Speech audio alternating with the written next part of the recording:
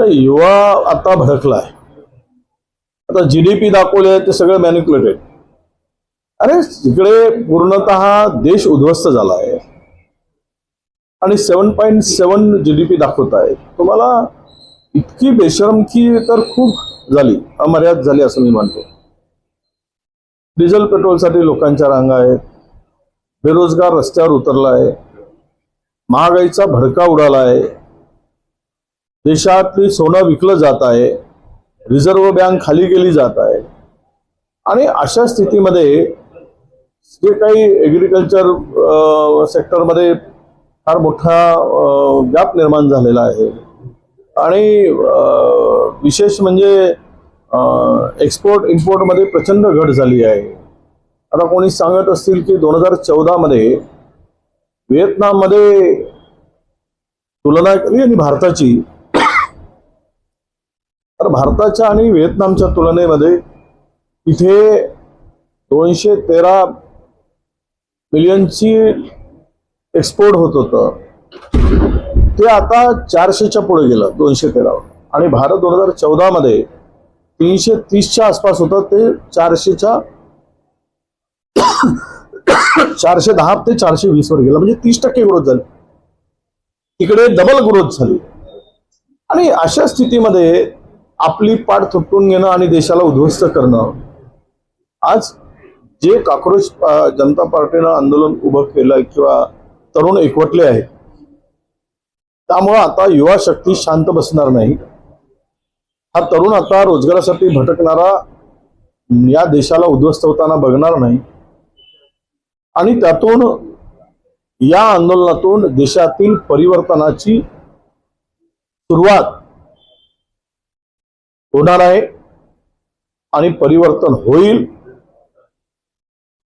त्याची सुरुवात या आंदोलनातून झालेली आहे आणि या सरकारला जावं लागेल अशी परिस्थिती निर्माण होईल. भारतात दाखल होताना अभिजित तिटकी म्हणाले, मी माझा भवितव्य संविधानाच्या हाती सोपवतो आहे. म्हणजे भारतात येताना त्यांना कारवाईची, अटकेची भीती वाटत असावी. भीती काय, शेवट हे तर जी प्रवृत्ती आहे देशाच्या खुर्चीवर बसलेली, ही काही महात्मा गांधींच्या विचाराची आहेत काय? ही तर हिटलरच्याच विचाराची आहेत. त्यात काय लपून राहिलाय काय? काय छपून राहिलाय काय? त्यामुळे एखादा सत्यासाठी लढतो आहे, सच्चाईसाठी रस्त्यावर येतो आहे, त्याला दाबण्याचं काम गेल्या 12-13 वर्षामध्ये सगळा देश बघतोय. सरकार विरुद्ध जो बोलला, अरे ज्या वेळेस सीबीएसईच्या 17 वर्षाच्या पोरांना ती सोडत नाही, ज्यामध्ये सीबीएसई मध्ये त्या पोरांची भूमिका त्यांनी मांडली की जो पेपर तपासला गेला त्यात रायटिंग तशी नव्हती, अशा 3 मुलांना हे पाकिस्तानी, त्यांनी देशद्रोही, 17 वर्षाच्या पोराला सोडत नाहीत, असे अंधभक्त या देशात निर्माण झाले. तर त्यामुळं स्वाभाविक आहे की त्या अभिजितला असं वाटणं. त्यामुळे तो संविधानाच्या दायऱ्यामध्ये, संविधानाच्या चौकटीमध्ये तो काम करतो आहे हे त्याला दर्शवायचं आहे. सवलती दिल्या जाणार आहे ओबीसी नेते म्हणून काय वाटतं? कसं आहे, या सरकारची भूमिका ही कधीच ओबीसीच्या बाजूने राहिलेली नाही. महाराष्ट्र सरकारची मतं घेण्यापुरतं, म्हणजे गाईचं दूध काढण्यापुरतं वासराला गाईच्या स्तनाला लावणं आणि मग ओढून घेणं, मग दूध काढत बसणं, अशीच प्रवृत्ती या सरकारची आहे ओबीसीच्या बाबतीत. आता जर सर्वांना या सवलती दिल्या गेल्या आणि सर्वांना जर पुढे, म्हणजे त्यामध्ये हा स्पर्धक स्पर्धेत कसा टिकू शकेल? बरं, लोकसंख्येचाही ओबीसीचा विचार केला नाही. जेवढे तुम्ही सारथीला देताय तेवढे आम्हाला देताय. या सवलती देत असताना देशातील ओबीसी 50%च्या वर आहे, मग तेवढी तरतूद करायला पाहिजे. पार्टी, सारथी, तार्टी या बरोबरच जर पैसे मिळत असतील तर इतक्या मोठ्या समूहाचा, समाजाचा कसा विकास होईल? परत त्यांना देण्याला आमचा विरोध नाही. तुम्ही SC ST प्रमाणे आम्हाला स्कॉलरशिप मध्ये 100% सवलती द्या ना. जे विलासरावांनी 50% सुरू केली होती 2004 मध्ये, विलासराव देशमुख साहेब मुख्यमंत्री असताना. तुम्ही आम्हाला 100% सवलती ओबीसी साठी द्या. याच्यात भटक्या जमाती आहेत, भटक्या विमुक्त जमाती आहेत आणि खूप गरीब समाज आहे. आणि अशामध्ये ह्यांचा इतरांना सवलती देत असताना यांची अडचण होऊ नये, यांची कुचंबना होऊ नये, हा विचार केला गेला पाहिजे. महाविकास आघाडीवरती आरोप होत आहे, महाबिनविरोध आघाडी तुमची आहे, तुम्ही पराभूत होणारे उमेदवार सुद्धा उभे करू शकत नाही. शैलेश अग्रवाल तुम्ही उमेदवारांना अचानक मागे घेतलं. काँग्रेसकडे पराभूत होणारे उमेदवार सुद्धा तुम्ही आणू शकत नाही विधान परिषदेमध्ये. याचं थेट उत्तर काय, तुमचं भूमिका काय? भंडाऱ्यामध्ये नाना पटोले इतके दिग्गज नेते असताना त्यांचे उमेदवार दोन्ही मतदारसंघात काँग्रेसचा उमेदवाराला माघार करू शकले नाही विधान परिषदेमध्ये. असं हे विकत घेणारा हा बाजार मानलाय राजकारणाचा. राजकारणाचा बाजार झालाय. रस्त्यावर बसून वाटेल ते घेता येतं, वाटेल ते खरेदी करता येतं असा समज, अशी खात्रीच भारतीय जनता पक्षाला झाली आहे. म्हणून प्रचंड भ्रष्टाचार करून पैसे गोळा केले. सगळे रेकॉर्ड मोडले गेले भ्रष्टाचाराचे. हा देश विकला गेला. जो देश नाही विकणे दूंगा म्हणणारे देश विकला, देश विकून खाला. हे पैसे आले कुठून? जर हे उमेदवार विकले गेले तर कारवाई दोघांवरही व्हायला पाहिजे, घेणाऱ्यावरून आणि देणाऱ्यावरून. दोन्ही जबाबदार असतात. लाच घेणारा असतो आणि लाच देणारा असतो. जर विकले गेले त्यांची चौकशी व्हायला पाहिजे, एक गोष्ट.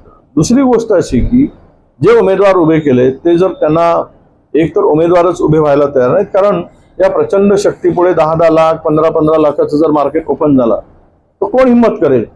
शेवट कोणी ही निवडणूक म्हणजे, आता काल सुधीर मुनगंटीवारांनी स्पष्टच भूमिका मांडली भारतीय जनता पक्षाच्या नेत्यांनी. ते तर हेच म्हणले की या निवडणुकीमध्ये जे काही चालतं त्यामुळे या निवडणुकाच होऊ नयेत विधान परिषदेच्या. इथे जो नगरसेवक निवडून येतो तो कोणाचाच नसतो. तो फक्त या विधान परिषदेमध्ये कोण देईल याच भूमिकेत असतो. हे आता अनेक ठिकाणी दिसून आलेलं आहे. काही प्रामाणिक आहेत, 25-30% असतील, पण 70% लोक विकले जातात. पुन्हा आरोप करतोय. 30% इमानदार आणि 70% बेईमान असतात पैशासाठी. आणि पैसे सहज किती मिळावेत? 5 लाख, 10 लाख, 15 लाख. अरे काय धंदा करून ठेवलाय राजकारणाचा? याचा विचार कोणी मानणार आहे की नाही? आम्हालाच प्रश्न विचारणार. हे पैसे आले कुठून? कुठल्या बाजूच्यातून आले? काय सोर्स होता? आता आम्ही उमेदवार उभे केले, ते विकले गेले. अनेक वेळा यापूर्वी निवडणुका अनुभूत झाल्यात, नाही झाल्या असं नाही. पण आता उमेदवार बिना आपल्याच लोकांनी आपल्याच माणसाकडून पैसे मागत असतील, ज्या त्या पक्षाच्या, काय भारतीय जनता पक्षाच्या लोकांनी पैसे नाही मागितले, त्याही नगरसेवकांनी पैसे मागितले, तर देणार कुठून? हा धंदा झालेला आहे. म्हणजे मला असं वाटतं की विधान परिषदेतलं राजकारण वेश्येला लाजवेल इतक्या खालच्या स्तरावरचं झालेलं आहे.